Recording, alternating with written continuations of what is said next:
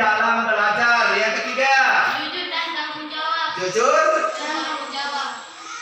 Keempat, Jika teman kita bertanya maka kita diam.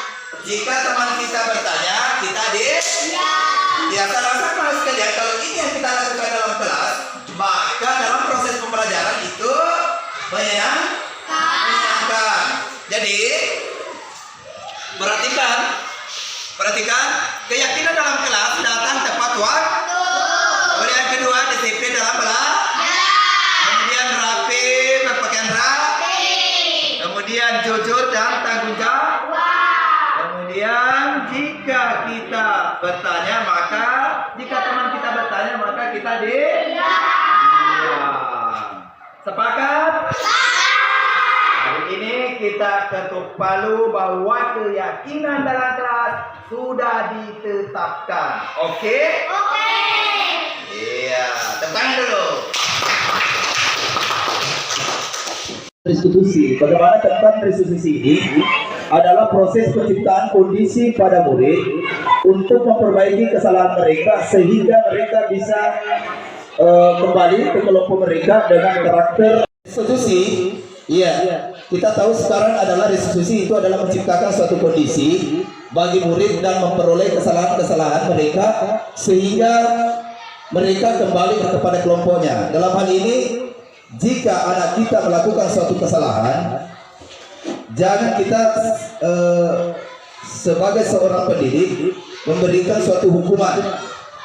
Dalam hal ini kita selalu membuat suatu keyakinan nantinya di dalam kelas. Nah, yang perlu kita membuat suatu keyakinan ataukah aturan-aturan yang ada di sekolah dan ataukah keyakinan kelas sehingga membuat nanti anak-anak nyaman di kelas. Next. Ya, ini dalam setiap restitusi, ya, kita tahu sekarang adalah restitusi itu adalah menciptakan suatu kondisi bagi murid dan memperoleh kesalahan-kesalahan mereka sehingga mereka kembali kepada kelompoknya. Dalam hal ini, jika anak kita melakukan suatu kesalahan, jangan kita sebagai seorang pendidik memberikan suatu hukuman. Dalam hal ini kita selalu membuat suatu keyakinan nantinya di dalam kelas. Nah, yang perlu kita membuat suatu keyakinan ataukah aturan-aturan yang ada di sekolah dan ataukah keyakinan kelas sehingga membuat nanti anak-anak nyaman di kelas. Next. Ya, ini dalam setiap restitusi menstabilkan validasi. Maksudnya di sini validasi terkait dengan kesalahan anak-anak kita.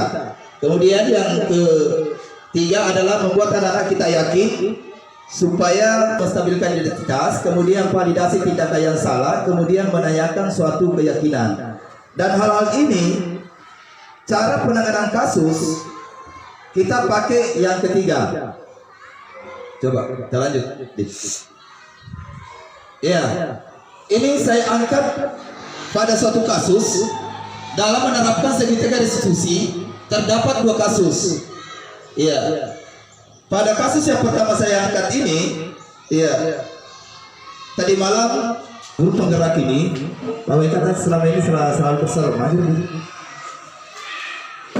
Iya. Coba kita lihat. Di sini saya temukan apel pada hari Selasa yang lalu. Saya temukan ada anak-anak pakai baju olahraga. Iya. Bagaimana cara menangani? Berarti ini kan sudah melanggar dalam aturan tertib kita.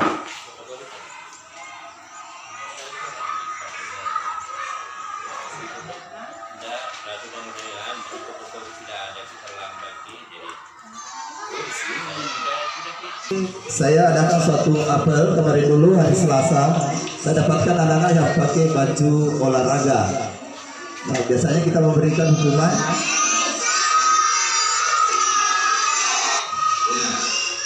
Ya. Kasus yang pertama kita kembali dulu ke sini. Tapi, ya. Penanganan kasus yang pertama adalah kita menstabilkan identitas. Maksudnya tentunya anak-anak itu kita tanya hal apa sehingga dia pakai baju olahraga. Nah, tentunya anak-anak di sini adalah mempunyai suatu alasan-alasan tertentu. Ya, terkadang dia membantu orang tuanya di rumah dulu, ataukah dengan alasan karena malam itu dia main HP, akhirnya dia terlambat datang di sekolah, ya terburu-buru. Nah ini yang perlu kita adakan kontrol sama anak-anak kita. Kemudian yang kedua adalah tadi ini adalah memvalidasi tindakan. Coba kita kembali ke videonya. Kepada anak kita, panggil apa yang menjadi alasan sehingga dia pakai baju olahraga. Ya kita tanya validasi dulu. Ya. Kemudian yang saya hormati, nah tentunya kita di sekolah kita ini adalah mempunyai suatu visi dan misi. Ya, termasuk ada di dinding kita di sini, mana yaitu menciptakan anak-anak murid bagaimana nanti kedepannya adalah mempunyai suatu nilai yang berkarakter. Nah di sini, di dalam membuat suatu visi tidak segampang apa yang kita pikirkan. Tentunya di visi itu membuat visi ada alurnya ya, alur bagja namanya. Ya. Lalu kemudian saya paparkan di sini terkait dengan keyakinan dalam kelas. Ya, saya mulai dulu Bapak Ibu wali kelas. Kita seharusnya sebelum melakukan suatu pembelajaran, terus sekarang sebelum kita memasuki semester 2, tentunya kita bekerja sama dengan murid kita membuat suatu keyakinan kelas. Apa itu keyakinan kelas? Yaitu memberikan kebebasan kepada anak murid kita supaya di dalam kelas bagaimana anak murid kita merasakan yang namanya nyaman, ya, ada tertib dalam mengikuti suatu pembelajaran. Jadi keyakinan yang pertama biasa kita membuat dari murid kita, pertama bertanggung jawab, kemudian kedua disiplin, ketiga dari ide kesepakatan dalam kelas, bukan atas inisiatif kita selaku wali kelas. Disampaikan kepada anak-anak, mohon maaf kepada Bapak dan Ibu, karena ini adalah ilmu juga saya sampaikan, saya transfer kepada Bapak dan Ibu, bahwa dalam membuat keyakinan kelas itu kita memancing murid bahwa hal-hal apa ataukah yang namanya kerennya itu kita membuat aturan kelas. Iya, apa aturan kelas yang harus kita buat, seperti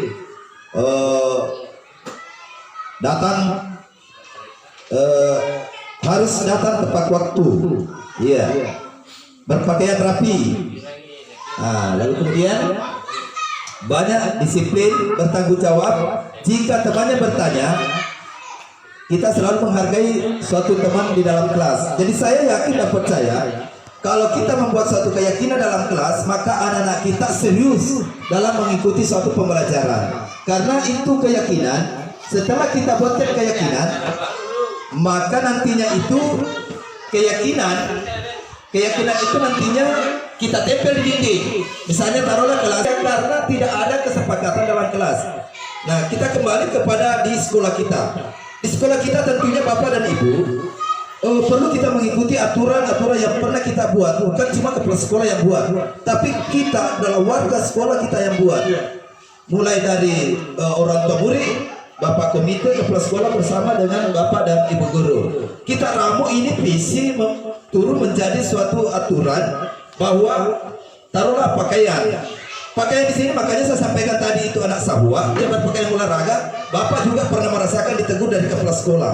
Kenapa Pak Supriyadi dia memakai baju olahraga di saat hari Kamis? Contoh hari ini. Iya.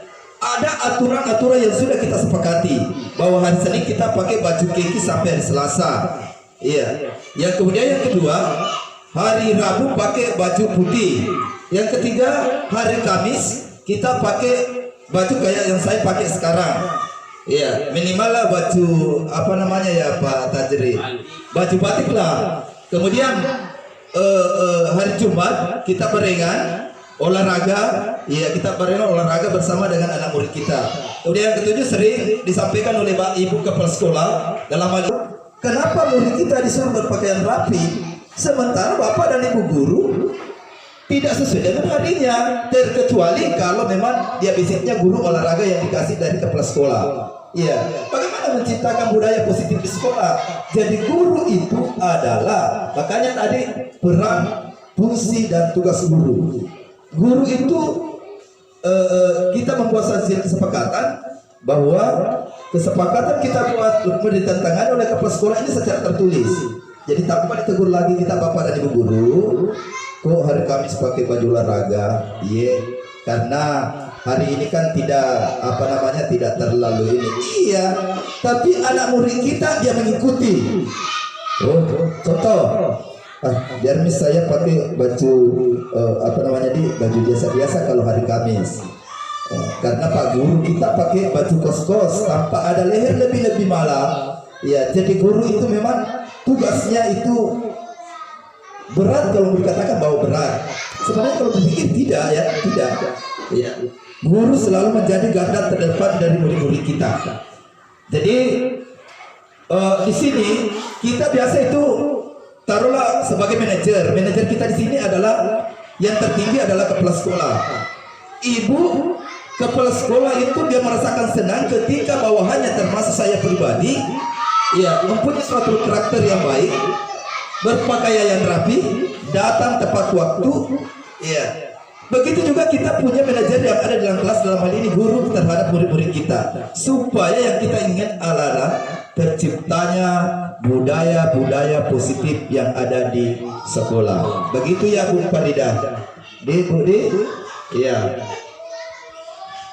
Jadi itulah barangkali Bapak Ibu yang perlu saya sampaikan, karena sampai sekarang ini saya baru masuk di modul 1, ya, belum ibu pertengahan, tapi insya Allah semua ilmu nantinya saya dapatkan di guru penggerak, saya akan transfer, niat saya akan transfer kepada Bapak dan Ibu guru.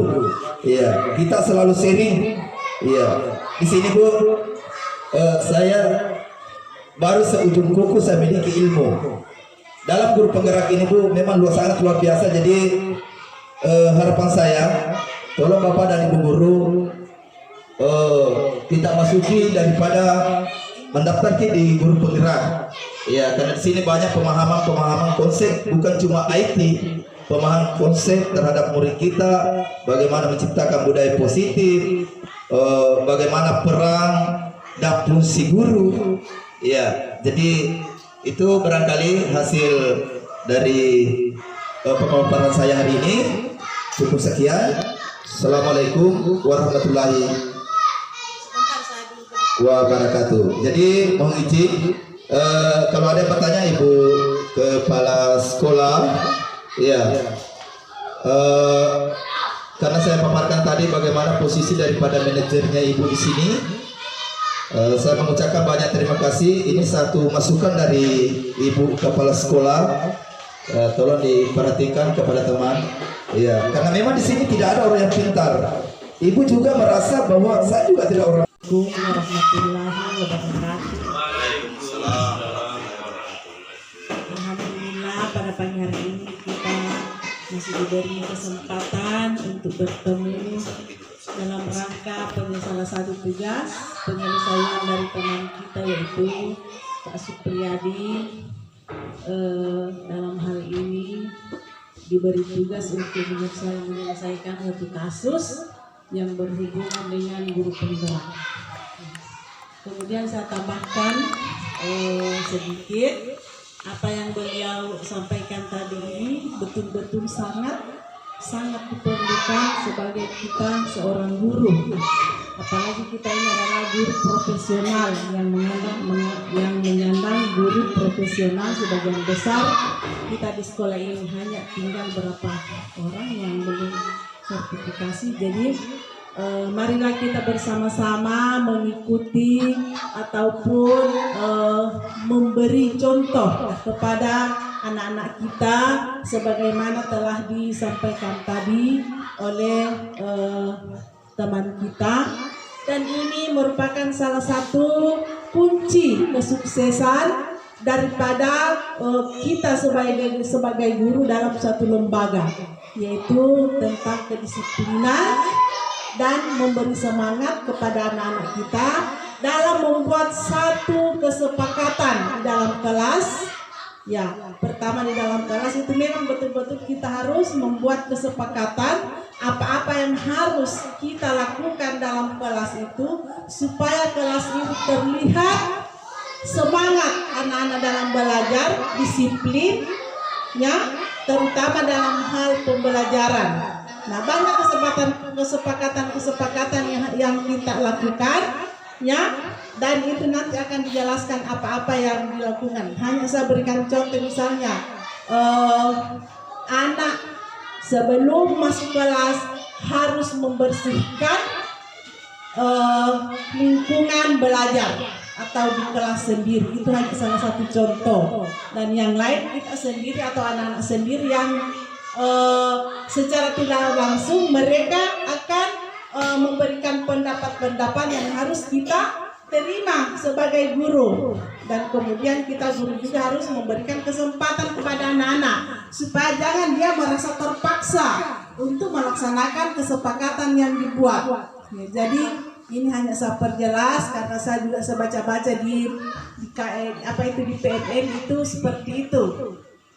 Nah, jadi untuk itu saya mengucapkan terima kasih atas penjelasan-penjelasan dari teman kita, dan ini merupakan ilmu yang sangat berharga buat kita. Nah, jadi itu sangat kita bersyukur karena ada teman kita yang terpilih sebagai salah satu guru penggerak, ya, dari sekian atau di sekecamatan Kodewa hanya beliaulah yang terpilih. Jadi marilah kita membuat sekolah ini jadi berubah, jangan seperti yang dulu. Ya, mari kita